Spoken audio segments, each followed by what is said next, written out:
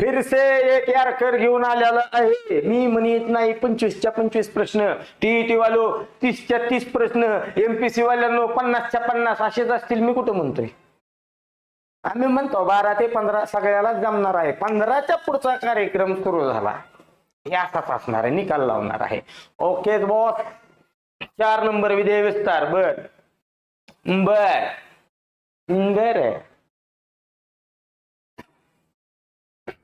तुमच्या माहिती करता आणि गावाच्या माहिती करता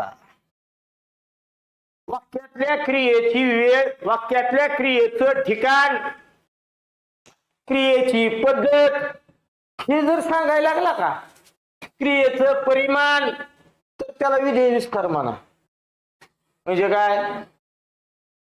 उदाहरणार्थ, वक्ता तावा तावाने भाषण देत होता. कसा देत होता? तावा तावाने.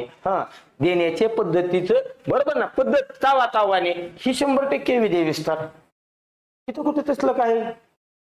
बर, पुन्हा कार्यक्रम आणला. काय? क्रियापद कोण आहे? मिळते. नदी समुद्राला मिळते, मग काय समुद्र कर्म का?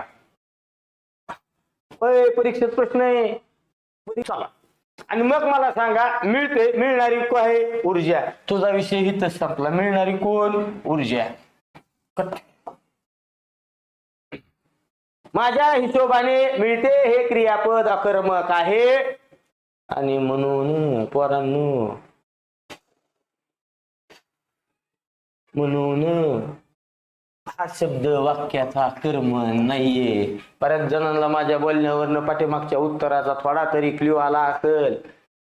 तर तुमचेच क्लास करतोय आम्ही. फक्त धन्यवाद श्यामभैया.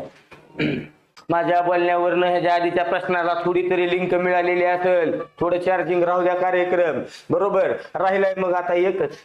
आणि पुन्हा तुम्हाला थिअरी सांगतो, अकर्मक वाक्य जर असेल तर त्याच्यामधला जो कर्ता असतो त्या कर्त्याच्या पूर्वीच चतुर्थी विभक्तीतलं नाम